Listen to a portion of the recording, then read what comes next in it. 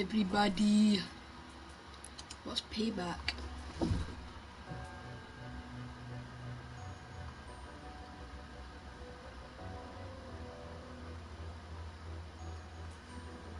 Wait. I'm doing this by the way. Let me change something real quick because the camera looks a bit weird.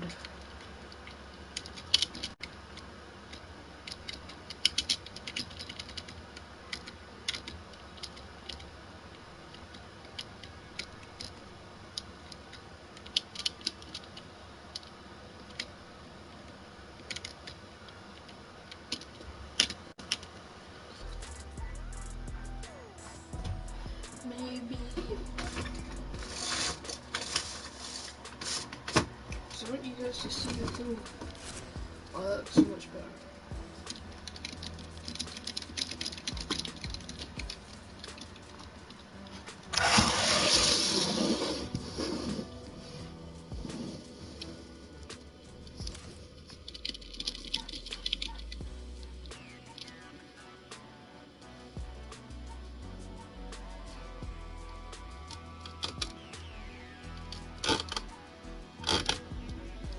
I don't know if my TV is straight or not.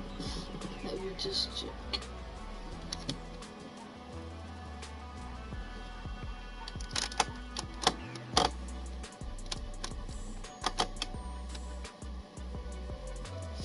That should be good.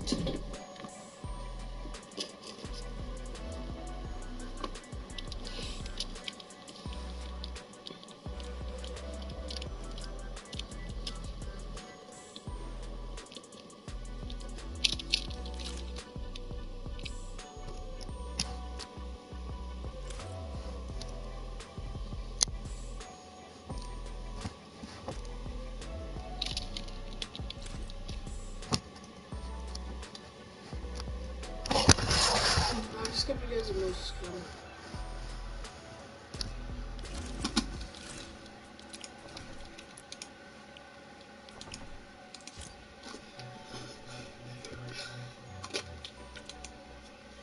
If you guys are looking for a third, hit me up. Hit me up, cause I need my PS4.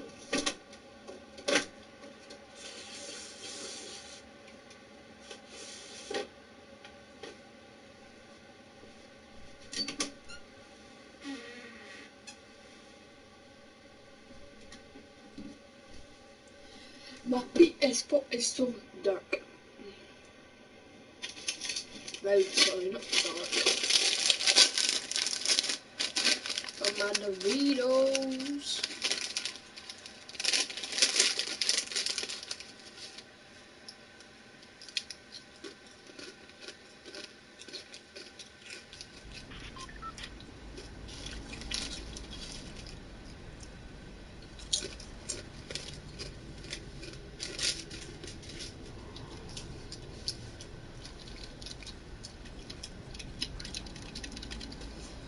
Right, today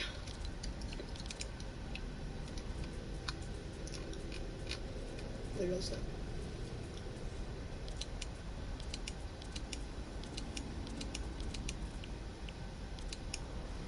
Right, let me turn my TV up, and I've just changed the channel.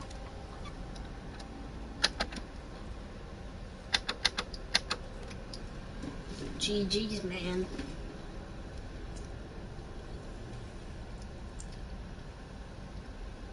Mama.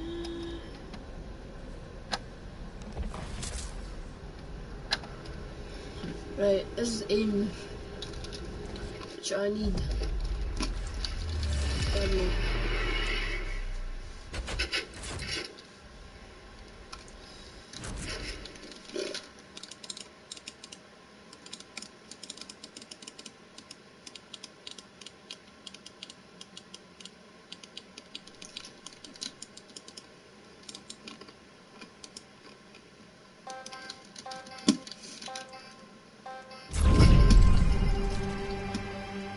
Raindrops.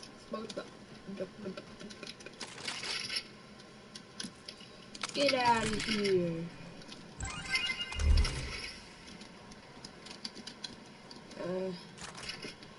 I take it that's gonna be the charge bit there.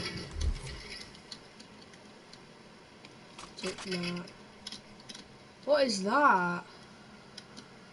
Oh, it's just because my graphics hadn't loaded in. Look, you go forward a bit, it completely changes. That's funny. Let's do slides as well. Might as well. Get out of here. Let's do the vertical too.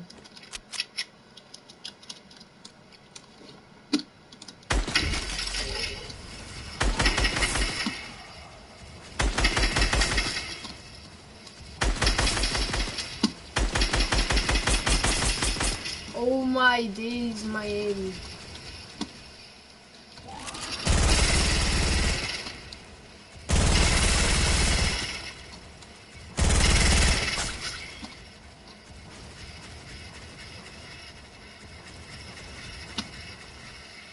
I feel like it's a little bit too low. I'll just pause it.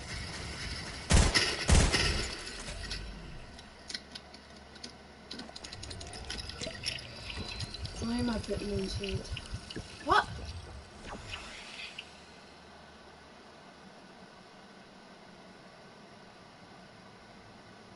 That's changed. Anyway. Let's put that up to 50.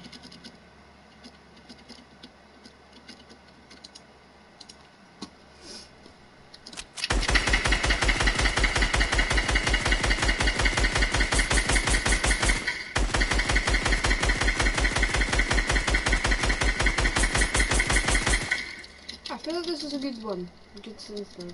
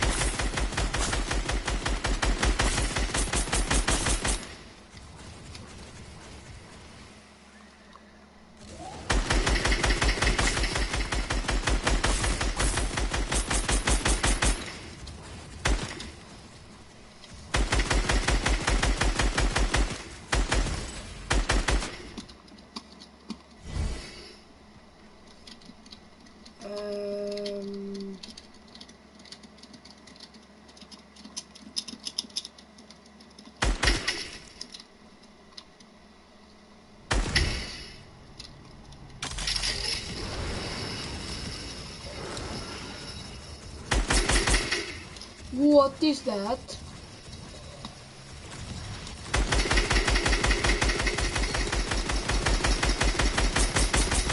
Yes.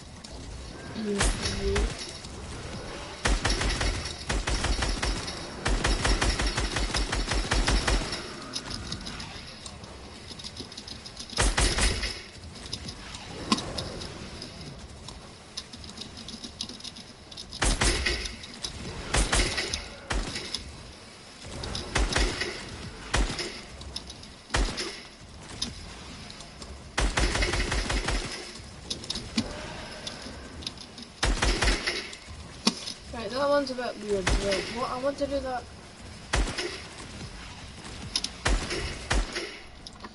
I want to do. Oh, I need. What was it?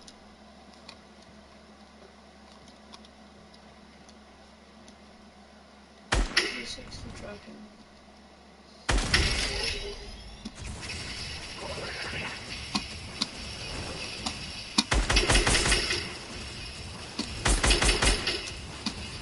Okay, this one's quite insanely hard.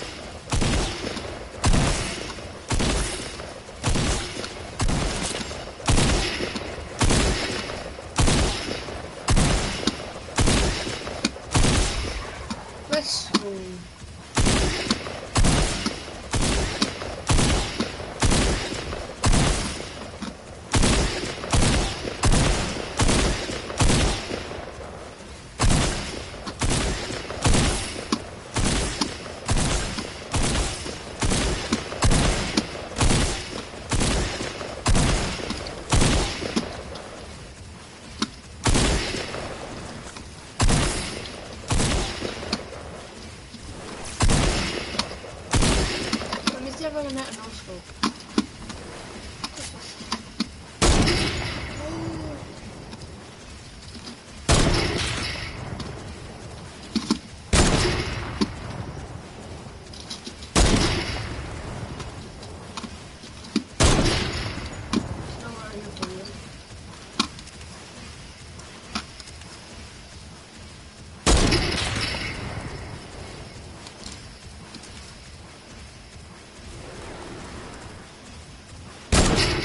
Well, that's so difficult. Right, back to hard.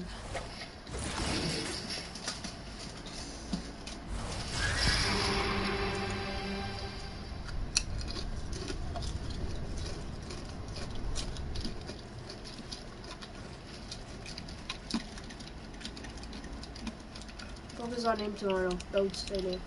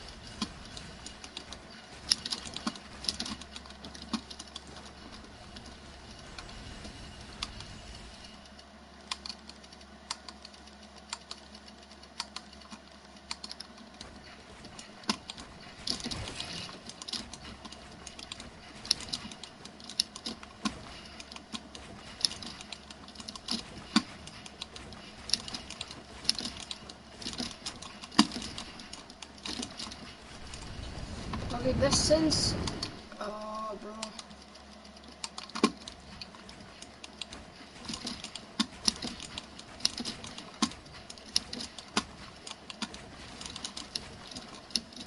It's just getting used to, like... Oh, bro. I'm doing it way too fast, I just need to take my time.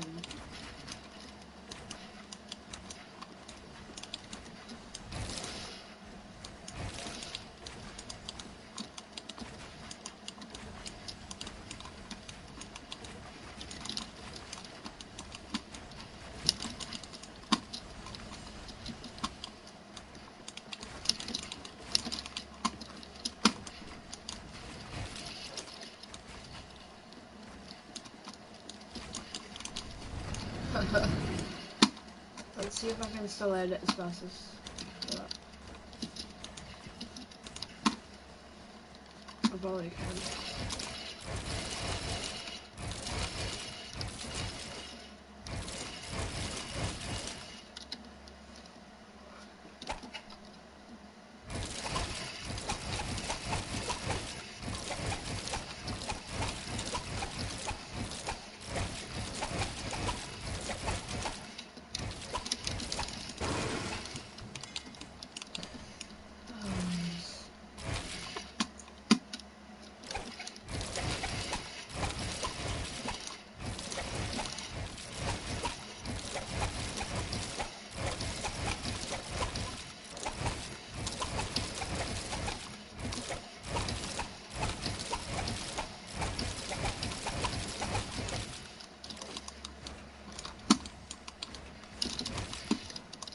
Why did that not place?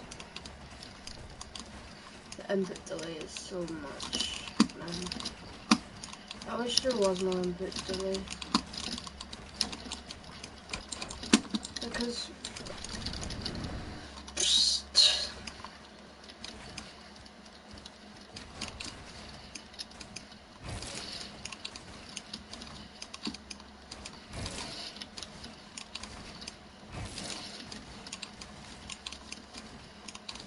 Bruh.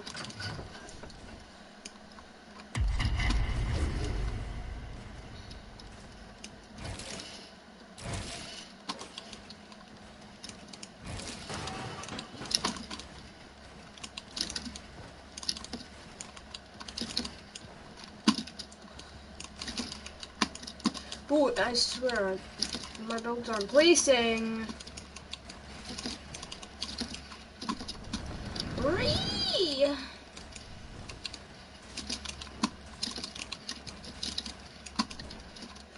They're not insta placing. Like, when I have them out and then I click.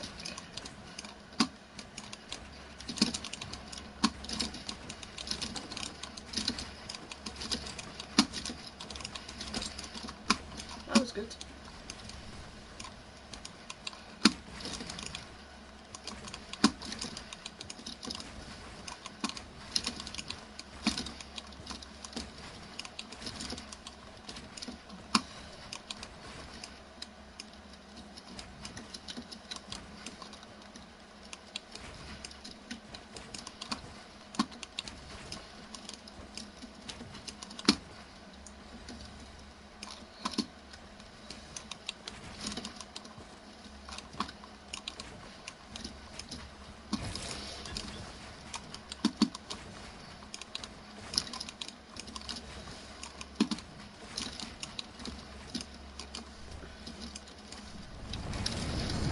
Ree!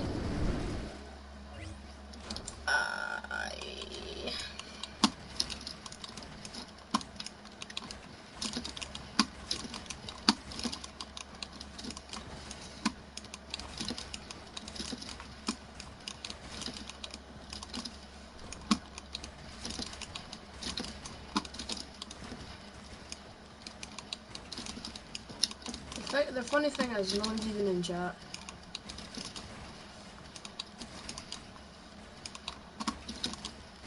So like, no one's even experiencing this with me. GG's.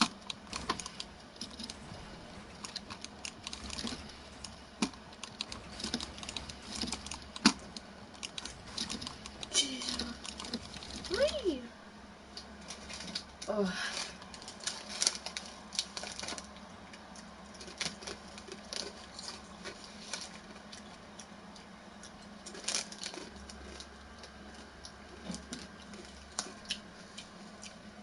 One sec.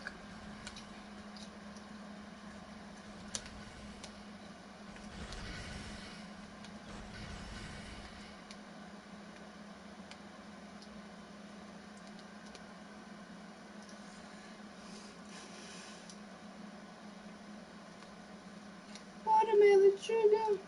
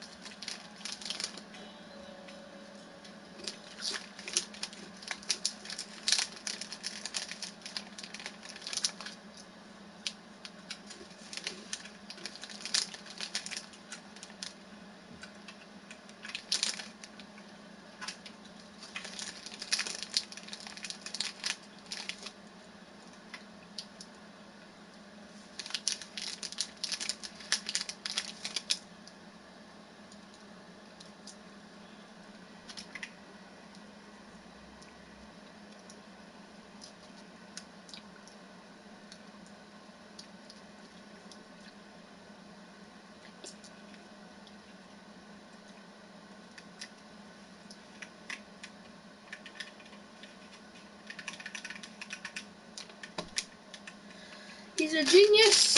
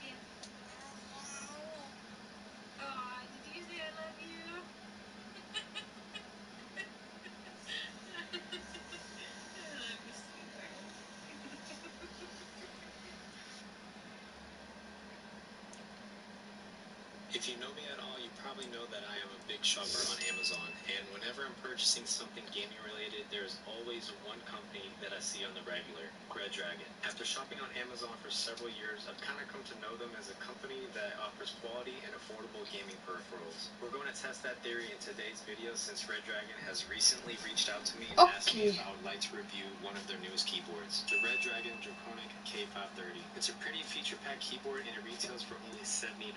We're going to unbox this and go over all of its features in today's video, so let's go ahead and get started. This is essentially a 60% keyboard and it can be used in either wired or wireless modes. Here on the top left you'll have that Red Dragon logo. In the middle you do have a graphic of the keyboard itself. On the bottom right you'll notice a sticker describing the switch type. It says Dustproof Brown. These are ultimate brown switches and it is Bluetooth 5.0, the latest.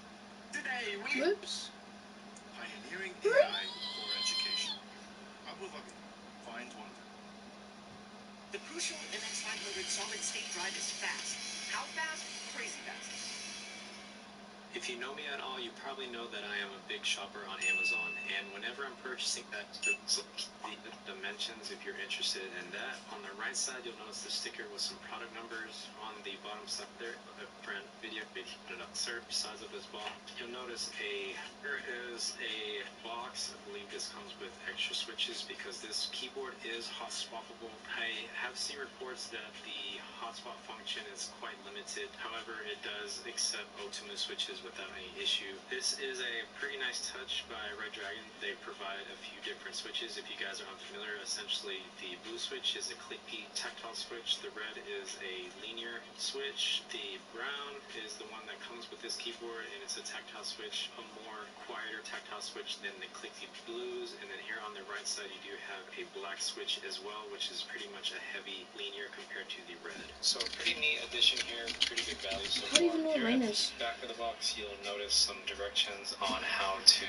remove and replace the switch. Now on the bottom of the box you'll have a couple more tools here. You have a metal switch puller and then you also have a wired keycap puller. I like this in particular. I think it's pretty gentle on keycaps when you're removing them as opposed to other keycap removers. On the bottom of the box you got a little bit of styrofoam padding, but that's pretty much it. So let's go ahead and take a look at the keyboard. Now there is one thing that's tucked in behind the keyboard. We have a Red Dragon sticker. It does appear to be in a matte finish, so that's nice. Not too flashy, not too glossy. Here is the manual, and it's pretty thick manual. I noticed with other keyboards they kind of have the manual online, so it includes a manual with the keyboard right here. Won't bore you guys to death, but we'll flip through there. Looks like part of the reason why it's thick is because it includes several different languages, so that's not all in English right there. Now, let's go ahead and take a look at the keyboard and I'll give you guys my first impressions with it. So, right off the bat, I can tell you it's pretty light, but the body actually feels really sturdy. I'm trying to press in from the middle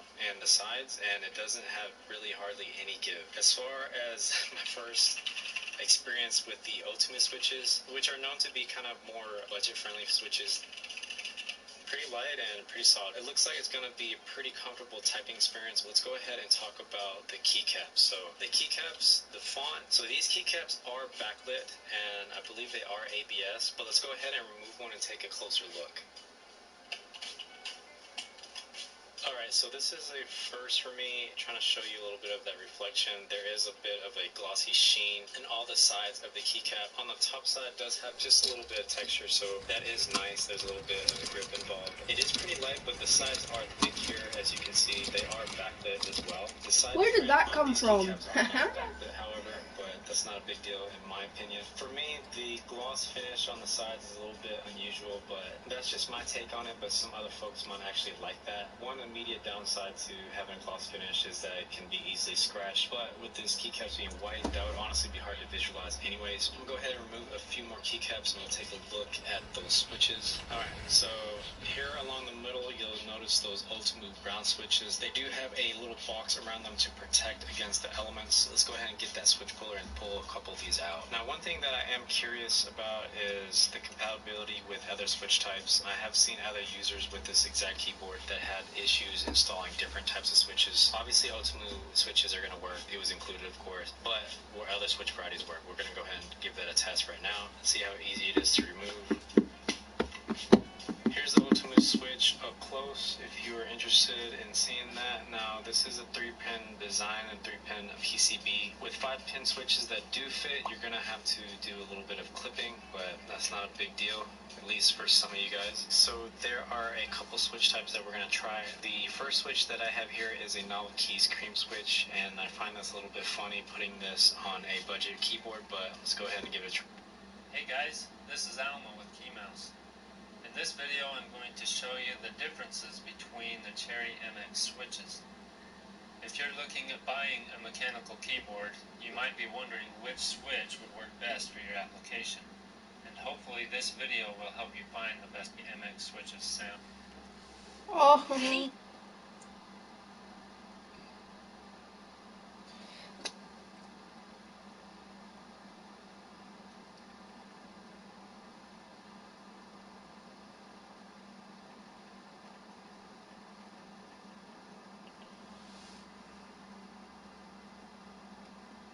Cadbury presents Battle of the Inventors. Whose new Cadbury Inventor bar will you back?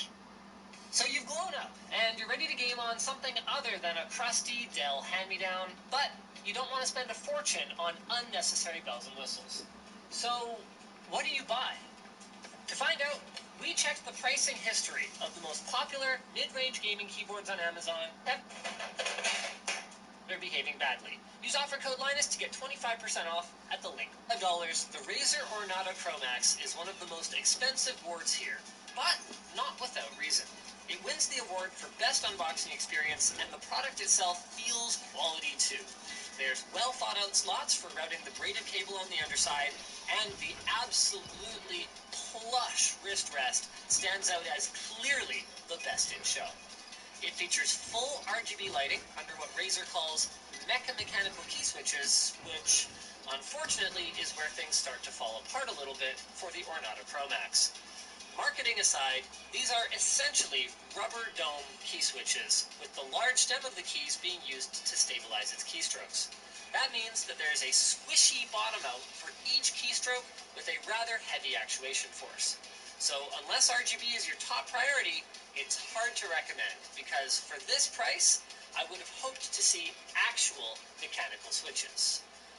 Which, as it turns out, isn't just me being unreasonable, because next up is the Corsair K63, a backlit 10 keyless board with Cherry MX Red switches that regularly hits just $40 US. Now, don't expect any extra frills here. The backlighting is only one color, but at least thanks to Corsair's feature-rich IQ software, the keys are individually addressable and they're remappable. It has flip-down legs at the back if you prefer a slight inclination to your board. With that said, if you want a wrist rest, you're going to have to shell out another $10 to get the first-party one from Corsair that clips on.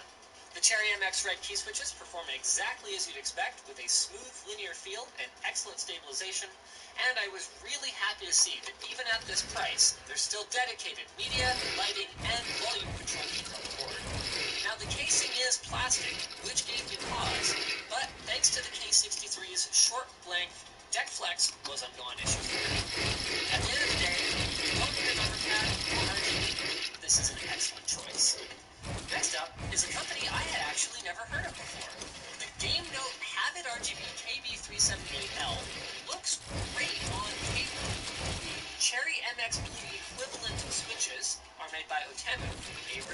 enough phone manufacturer. There's a full array of media keys, including a volume roller. The macro keys can be programmed on the fly, and the included adjustable wrist rest is a nice touch, even if it is a bit of a grease magnet. They also get bonus points for the braided cable and the integrated 2-port USB hub. That's a really nice touch, even if it can't be used for high-powered devices. Unfortunately, though, the switches lack stabilization, with the shift key in particular turning to jello if you so much as bump your desk. It's also the loudest keyboard in our roundup. Clicky blues are already a bit of a strange choice for gaming, and definitely not recommended for streamers, and the metallic reverb on the return stroke reminds us more of the build quality we came to expect from entrants in our previous cheap mechanical keyboards roundup than this one. But it's affordable, it looks cool. Red Dragon with hotkeys to change between 18 different effects and 6 levels of brightness, including off. Its aluminum construction is very stiff. This monster is just a hair over a kilogram. And under the hood, we find Red Dragon branded brown switches with a Kale style stem that resulted in decent That's so key stabilization. heavy. Also in the box are both keycap and key switch pullers to go with this little pack of all macro keys, and its similar price to Game Note's offering did put it at a slight disadvantage. Next up is Corsair. Again, this time with the K55 RGB. At $50, it won't break the bank, and you get RGB lighting, but there's a big catch. This is 2013 grade RGB with only 3 lighting zones and no way to highlight specific keys. This also isn't a mechanical keyboard.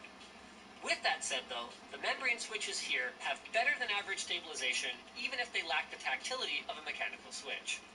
What this board lacks in switches though, it makes up for with a full suite of media controls, along with 6 dedicated macro keys that are programmable through Corsair's IQ software.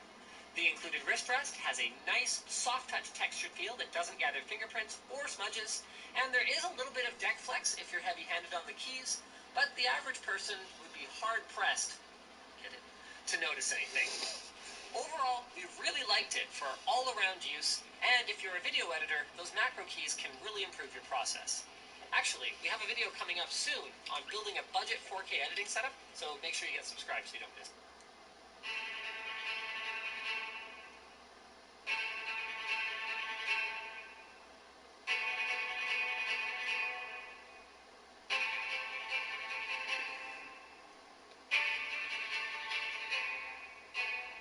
People love the idea of getting a 60% keyboard, but they don't love their price tag.